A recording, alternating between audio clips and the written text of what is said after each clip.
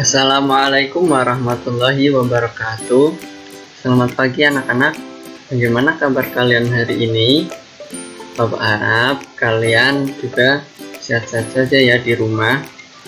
Oh iya, kalian pernah dengar berita atau belum bahwa kasus COVID-19 atau Corona di Jawa Tengah itu semakin meningkat. Jadi kalian kalau main jangan jauh-jauh dari rumah ya. Kalau bisa nanti tetap ikuti aturan protokol kesehatan, yaitu memakai masker, menjaga jarak, dan juga menjauhi kerumunan. Kalau bisa ya mainnya di rumah saja. Nah, pada kesempatan pagi hari ini kita akan belajar bersama-sama mengenai pembelajaran tematik ya. Nah, di sini Bapak sudah menyiapkan PowerPoint interaktif. Nah, ayo kita belajar tematik bersama-sama. Kita mulai ya. Di sini ada tombol mulai. Ini ada tombol mulai ya. Nanti tinggal diklik saja. Nah, di dalam aplikasi PowerPoint ini terdapat petunjuk, tujuan pembelajaran, materi, dan juga kuis. Sekarang kita pergi ke halaman petunjuk dulu ya dengan cara mengklik tulisan petunjuk yang ada di sini, tombol petunjuk yang ada di sini. Nah, di dalam menu petunjuk itu di dalamnya terdapat petunjuk ataupun arahan bagaimana sih cara menggunakan aplikasi PowerPoint interaktif ini. Nah, di sini ada gambar silang seperti ini ya anak-anak. Di sini tombol untuk mengakhiri slide atau presentasi. Nah, jika kalian sudah selesai dalam menggunakan aplikasi ini atau mau keluar, kalian bisa klik tombol silang ini. Nah, contohnya ada di pojok kanan atas sini ya, adik-adik. Nah, di sini lalu ada tombol home yang gambar rumah ini. Nah, tombol ini itu berfungsi untuk kembali ke menu utama. Yang menu utama yang tadi ya, yang berisi petunjuk, materi, dan juga kuis. Nah, selanjutnya ini ada arah ke kiri, warna hijau dan hitam ini. Nah, ini berfungsinya untuk apa tombol seperti ini? Ini untuk menuju slide atau halaman sebelumnya. Nah, sedangkan arah ke kanan ini berfungsi untuk menuju ke slide yang berikutnya. Nah, langsung saja yuk kita ke menu home lagi atau menu utama ya. Di sini ada tombol yang berbentuk rumah. Kita klik saja ya adik-adik. Nah, setelah petunjuk, kita akan membuka tujuan pembelajaran pada pagi hari ini itu apa. Nah, kita klik saja ya langsung tombol tujuan pembelajaran ini. Nah, di sini tujuan pembelajaran pada hari ini yaitu yang nomor 1. Setelah mengamati PowerPoint interaktif, kalian itu mampu mengidentifikasi unsur intrinsik yang terdapat dalam cerita pentingnya budaya tegur sapa yang dibaca dengan terperinci. Yang nomor 2, setelah mengamati PowerPoint interaktif ini, kalian itu mampu menuliskan apa saja unsur intrinsik cerita yang telah dibacakan dalam bentuk peta pikiran secara terperinci. Nah, yang nomor 3 atau yang nomor terakhir, itu setelah kalian mengamati PowerPoint interaktif ini, itu kalian dapat menghubungkan sikap tokoh yang ada dalam cerita pentingnya budaya tegur sapa dengan pengamalan sila ketiga dari Pancasila. Oke, itu tujuan pembelajaran pada hari ini ya anak-anak. Selanjutnya kita ke menu home lagi. Nah, di sini ada tombol materi yang di dalamnya itu berisi materi pada hari ini. Langsung saja yuk kita ke materinya.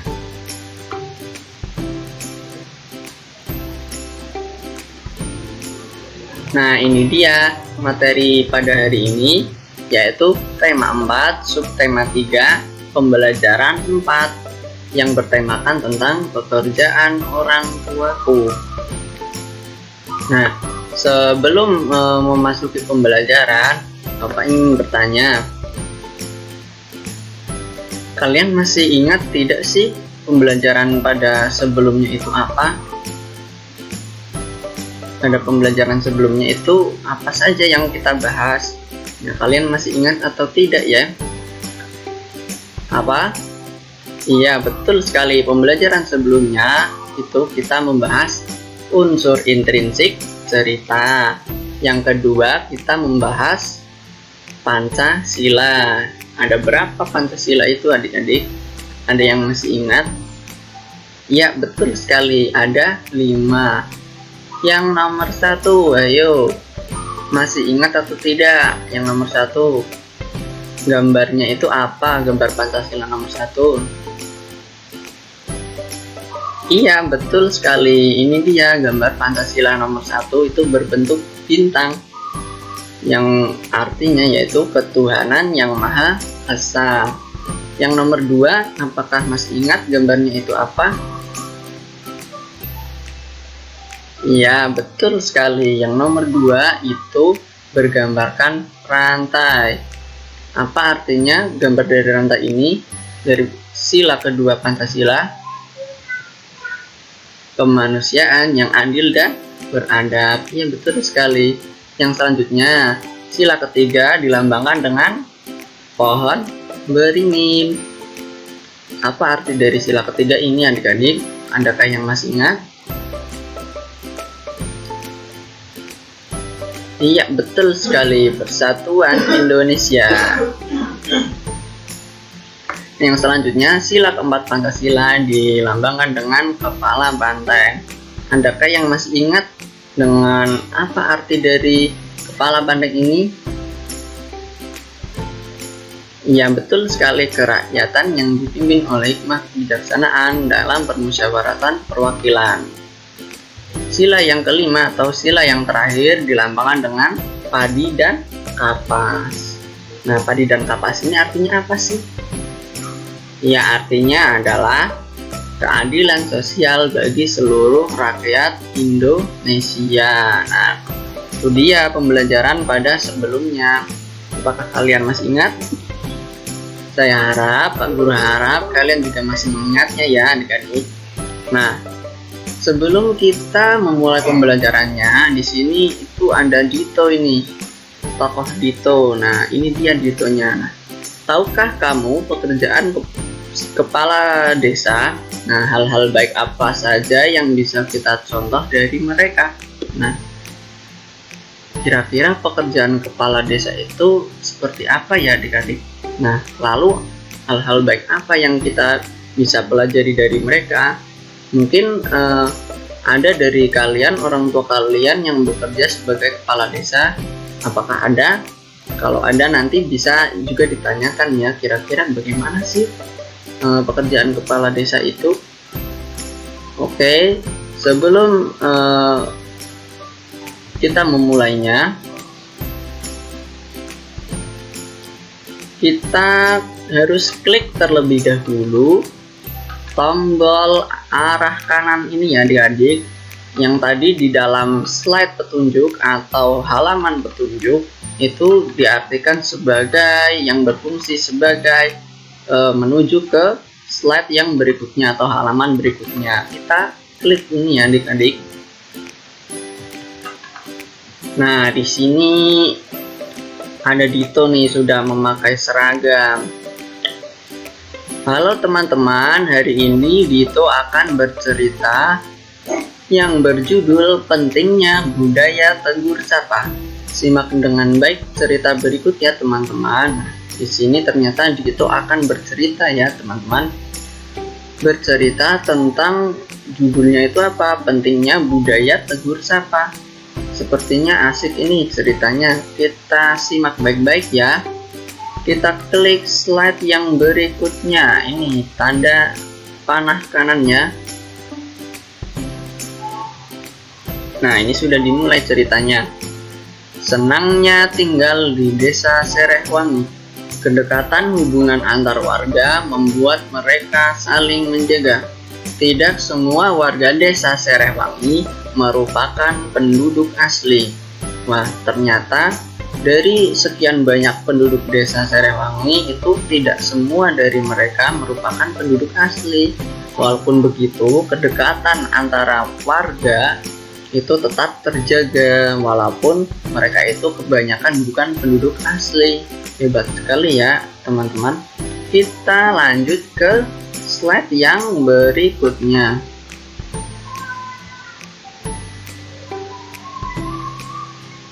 Nah, ini dia. Sebagian warga merupakan pendatang. Mereka masuk ketika kampung ini dibuka sebagai wilayah transmigrasi. Walau demikian, perbedaan asal-usul tidak merenggangkan kedekatan mereka. Oh, ternyata dulu itu ada program transmigrasi, yaitu perpindahan penduduk dari suatu daerah ke daerah yang lain. Itu dinamakan program transmigrasi. Nah, dulu itu sempat dibuka program transmigrasi, oleh karenanya penduduk desa Serehwangi itu kebanyakan bukan penduduk asli karena mereka itu penduduk pendatang yang mengikuti program transmigrasi. Tapi walaupun demikian, itu perbedaan asal-usul mereka tidak merenggangkan kedekatan mereka. Wah, ini berarti mereka itu hidup rukun sekali ya adik-adik. Hebat sekali ini. Kita ke halaman atau slide yang berikutnya. Klik tombol arah kanan ini ya. Nah, kedekatan antar warga dimulai dengan kebiasaan saling tegur sapa ketika berpapasan di lorong antar rumah, di jalan, atau di pasar. Tak pernah terlewat untuk saling menegur. Walaupun sekedar mengucap selamat pagi, selamat siang, maupun selamat sore, hingga bertukar kabar atau berbincang sejenak, semua saling kenal dan semua saling peduli. Oh, ternyata ini kedekatan mereka itu karena kebiasaan saling menegur sapa ketika berpapasan di jalan, ataupun di lorong antar rumah, maupun di pasar. Mereka itu saling bertegur sapa ya adik-adik. Nah, mereka itu saling kenal dan juga saling peduli, sehingga kedekatan antar warganya itu benar-benar terjaga. Hebat sekali ini warga desa Serehwangi ini ya. Kita ke halaman berikutnya ya. Nah, di ujung jalan tinggal Nenek Ijah seorang diri. Ia penghuni tertua di sini. Walau begitu, ia masih mandiri melakukan kesibukannya di rumah. Kadang ia terlihat menyapu pelan daun-daun di halaman rumah. Lain waktu, ia duduk beristirahat di beranda. Pak Tulus, sang kepala desa, rajin menyapa Nenek Ijah. Wah, ternyata di sini ada seorang nenek tua yang bernama Nenek Ijah. Nah, beliau ini, Nenek Ijah ini merupakan penduduk tertua di desanya. Nah, Nenek Ijah ini tinggal seorang diri ternyata ya, teman-teman. Mungkin ini rumah Nenek Ijah ini, kita klik saja ya. Oh iya, betul sekali, ini keluar tulisan rumah Nenek Ijah. Ini Nenek Ijah ternyata tinggal di sini ya adik-adik. Nah, tapi walaupun Nenek Ijah seorang diri, itu ada seorang kepala desa Serehwangi yang bernama siapa? Kepala desanya Pak Tulus. Jadi kepala desanya itu bernama Pak Tulus yang rajin menyapa Nenek Ijah ketika berangkat kerja ya adik-adik. Nah, ketika beliau berangkat kerja, Pak Tulus berangkat kerja itu rajin menyapa Nenek Ijah. Sepertinya ceritanya benar-benar asik ini adik-adik. Kita ke halaman selanjutnya. Nah, pada pagi hari sambil berangkat kerja, ia kerap mampir untuk sekedar mengantarkan ubi atau singkong rebus. Sore hari, ia lewat seraya melambai pada Nenek Ijah yang sedang duduk di beranda. Nah, ternyata Pak Tulus ini baik hati sekali. Ketika Pak Tulus ini mau berangkat kerja, nah Pak Tulus ini menyempatkan waktu untuk mampir ke rumah Nenek Ijah ya. Nah, mengantarkan, walaupun sekedar mengantarkan ubi atau singkong rebus pada Nenek Ijah. Wah, hebat sekali ini ya, seorang kepala desa yang benar-benar peduli dengan warganya. Kita ke halaman berikutnya ya. Nah, ini dia. Pada suatu pagi, Pak Tulus tidak menjumpai Nenek Ijah di halaman rumah. Sore harinya, beranda rumah Nenek Injah masih tetap sepi. Pak Tulus menyempatkan untuk singgah. Pak Tulus mengetuk pintu tetapi tak dijawab. Pak Tulus membuka pintu dan melangkah masuk. Wah, ternyata pada suatu hari itu Nenek Injah itu tidak ada di depan rumah yang biasanya tiap pagi dan sore hari itu selalu berada di beranda ataupun di halaman rumahnya. Tetapi pada hari itu Nenek Injah itu tidak kelihatan. Nah, ini di gambarnya ini Pak Tulus sedang mampir ke rumah Nenek Injah untuk memastikan keadaan Nenek Injah. Nah, ini di sini Pak Tulus sedang mengetuk pintu rumah Nenek Injah. Karena tidak dijawab, akhirnya Pak Tulus masuk. Wah, kita lanjutkan ceritanya ya. Kita klik tanda panah kanan untuk melanjutkan. Ini dia cerita selanjutnya.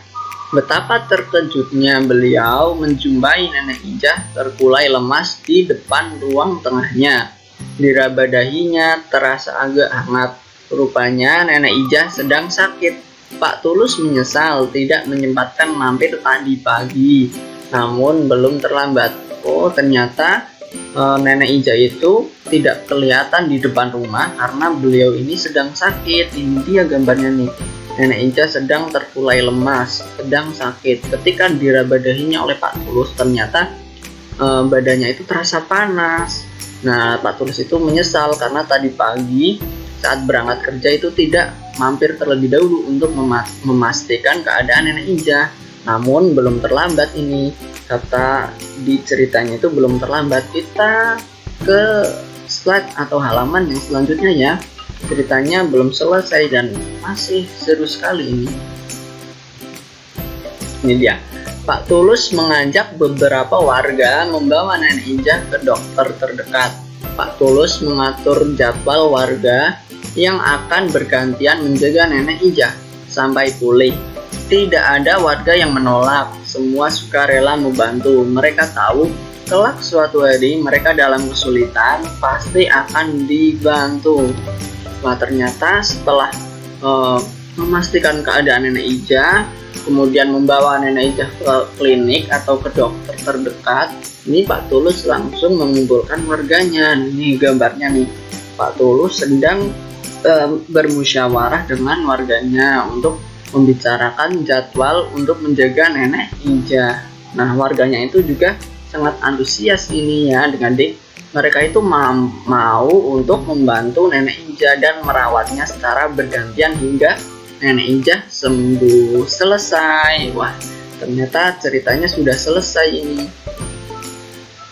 Nah, karena ceritanya sudah selesai, kita kembali ke menu utama ya, adik-adik, ke menu home, yaitu menu yang bergambar rumah seperti ini. Kita klik saja ya. Nah, ini dia menu utama.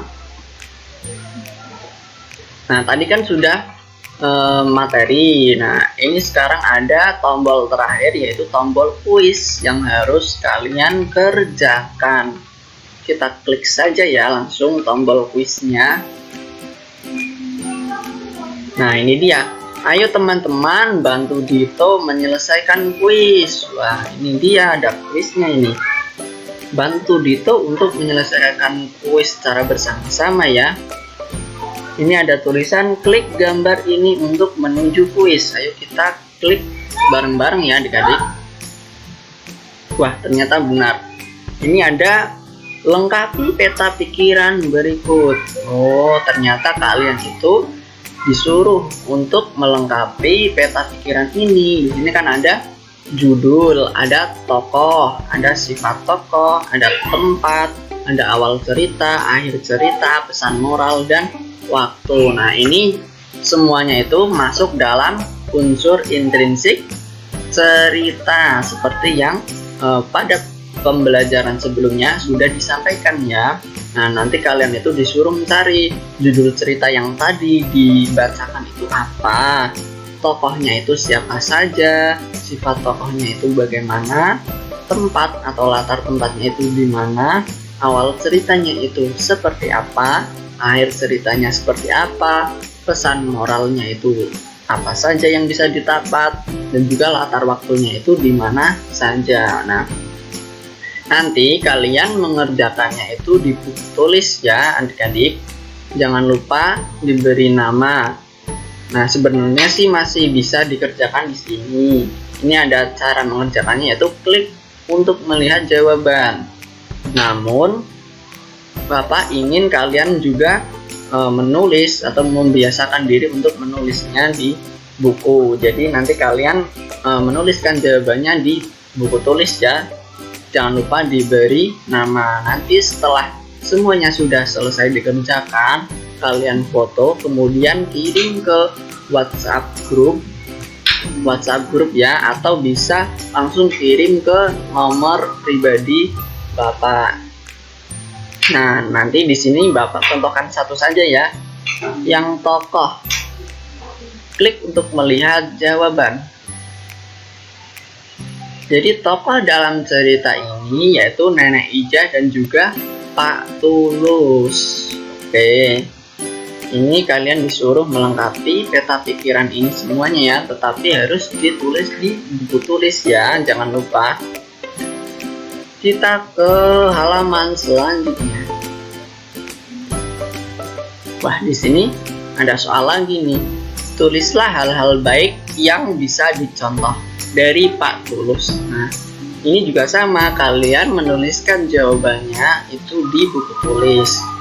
Nah, kira-kira hal-hal baik apa yang bisa dicontoh dari perbuatan Pak Tulus yang ada di cerita Pentingnya Budaya Tegur Sapa tadi ya? Kalian tuliskan, nanti juga dikirimnya. Kita ke halaman berikutnya atau soal berikutnya. Nah, apakah Pak Tulus sudah mengamalkan sila ketiga Pancasila?